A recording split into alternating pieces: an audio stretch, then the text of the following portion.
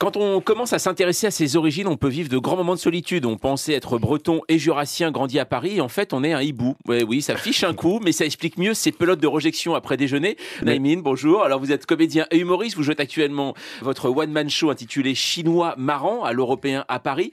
Je parlais des hiboux car c'est ainsi que vous en parlez. Hein. C'est le contraire justement de brider en fait. Hein. Bah, c'est pas le contraire, c'est le vrai truc en fait. D'accord. C'est le vrai truc. Si tu utilises un adjectif pour qualifier toute une communauté, il faut partir du vrai référent, quoi. Et le vrai référent, c'est nous. On est plus nombreux que vous. Donc à partir de là, vous dites hibou. Oui. Pour les autres, parce qu'il y a des grands yeux. Bah ouais, parce que vous êtes ethnocentrés, les blancs, vraiment. Vu de notre côté, oui. Ouais.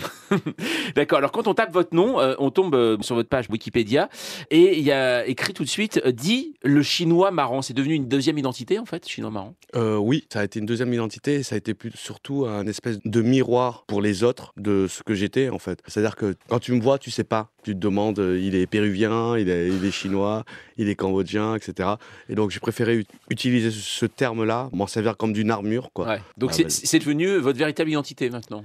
Non, c'est devenu une grosse facette de mon identité et de ma personnalité. Ouais. J'ai lu ça dans une interview, c'est ça en fait, on vous a trouvé, c'est un autre humoriste qui s'appelle Kéron. Ouais. En fait, vous a dit, voilà, tu fais plein de scènes ouvertes, ça marche très bien, mais les gens n'arrivent pas à retenir ton nom, trop compliqué. Et teste chinois marrant en fait, c'est ça ? Ouais. Parce que les gens le disaient, ils se souvenaient qu'ils avaient vu un chinois qui était marrant, quoi. Est-ce que c'est réducteur ? Est-ce que parce que vous vous en amusez ? Bah, c'est comme quand tu parles de Game of Thrones, tu vois.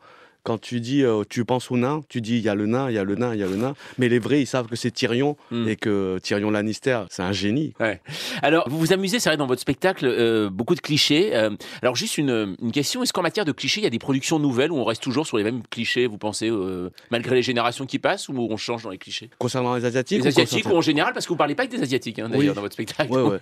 Faut bien le préciser aussi, c'est ça qui est important. Bah, c'est ça. Ce qui est cool, c'est que moi, j'ai eu la chance de jouer un peu partout dans le monde, que ce soit aux États-Unis, en Afrique, en Angleterre, et je me rends compte que les clichés qu'ont les gens sur les personnes d'origine africaine, les personnes maghrébines, changent à travers les pays, et il y a toujours ce même cliché-là, ce fantasme qu'ont les gens sur les Asiatiques, qui est le même partout dans le monde, en fait. Mais c'est fou, mais pourquoi finalement ? Parce qu'on a une longue histoire et qu'on a... Mais vous l'avez compris ça ou pas ? C'est-à-dire, c'est quoi ? C'est de la méfiance, c'est de la non-connaissance, c'est de l'intrigue ? Bah, c'est tout en même temps, c'est un fantasme en fait.